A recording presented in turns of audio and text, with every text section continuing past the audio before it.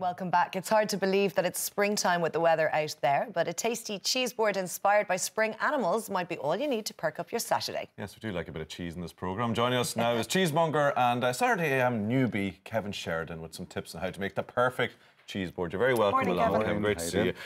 How do you make the perfect cheese board? Do you mix it up different styles? Yeah, I think How do you do it? not to be precious about it and not to overthink it. You know, we were chatting there earlier, like we're Sheridans, we're gone 22 years now, and our vision, our Irish people's notion of a cheese board has changed a lot. It used to be something that the French did, and it was all very formal after dinner, and you had to have a red wine with it. But now it can be something that you have on a Tuesday night when you're watching a movie. Yeah. Just enjoy the cheese. There's still a place, and it is lovely after a meal, a family meal with friends, to have a selection of cheeses afterwards, because you can get so much flavour from a small amount, so you can be full, but you can just continue that taste part, and it's nice if you're drinking some nice craft beers or some wines to finish those off with a cheese board. So it is nice at the end of a meal, but don't be afraid just to have, well, not that anybody's afraid of it, but it's loads of people eat it instead of, you know, other people eat a bag of crisps or a pack of biscuits for a treat. Cheese the new crisps, or tell Simon. Yeah, absolutely. And I suppose you have to take into account what you're serving as a main course, especially if you are having it after dinner. I mean, one of the things, like I say, family around, so a selection of flavours. You know, there's no point in having these, you know, wild cheeses that you're really into, but nobody else is going to eat. Well, it can be nice, but so to think of different levels of flavour, some nice, delicate, mild ones, and then some more strong ones to challenge people as well.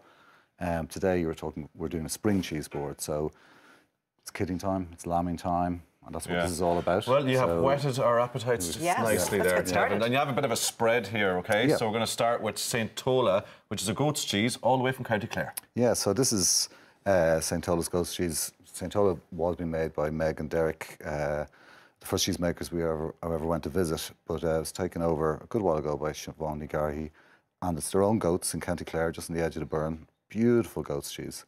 And very, very delicate. People think of goat's cheese, goat's cheese is kind of heavy. No, it's not. So just point this out to us then. It's this one here. That's it here, and you can see just how delicate and light that is. That's only aged for a few weeks.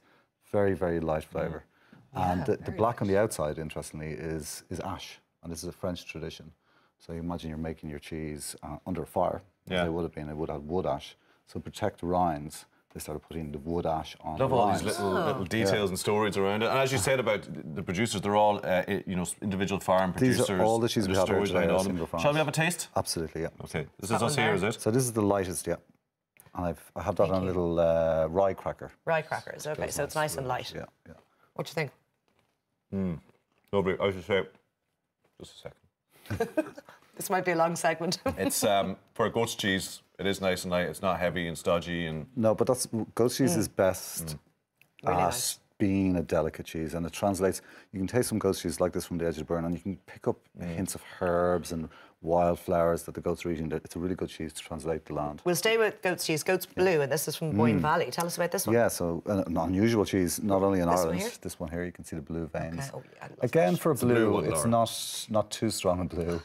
And quite an unusual one. There's not many goat's blues made anywhere, even in France. It's quite a rare one. Sheep's milk Roquefort would be the very famous one. Would it be as strong as Roquefort or Gorgonzola? Not this one at all. Really lovely balance. It's got a good flavour to it, but it's quite sweet as well.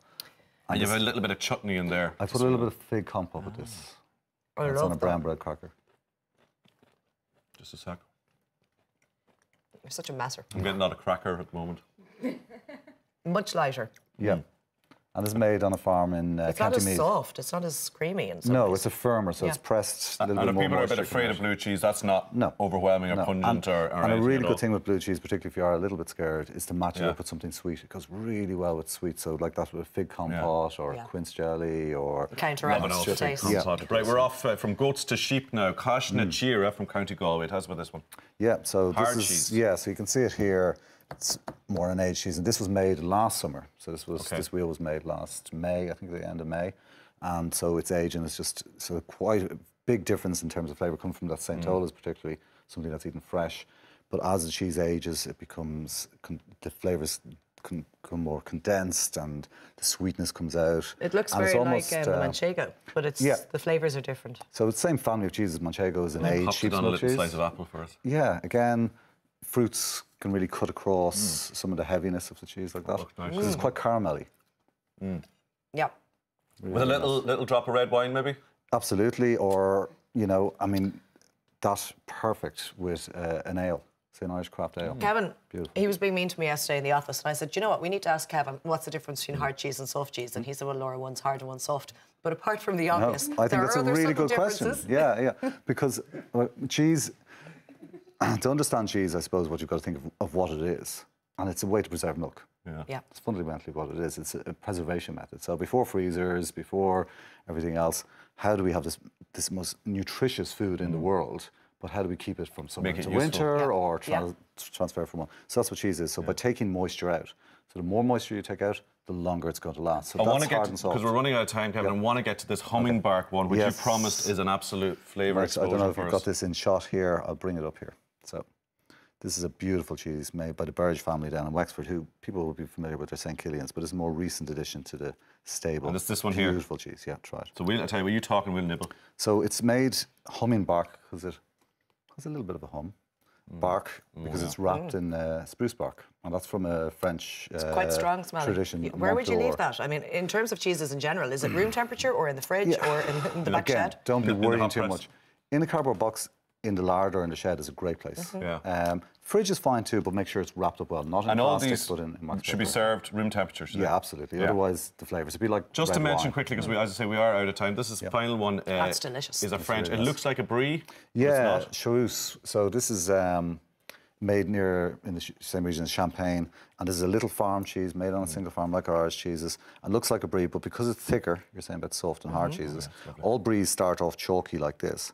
But as the mould of the rind breaks it down, it gets softer on the outside. Because they make it quite thick, you get this mix of chalky centre and soft. Very delicate, really, really Kevin, you have given us a final nibble here. Excellent lesson in how to put together a cheese board. Thanks for that.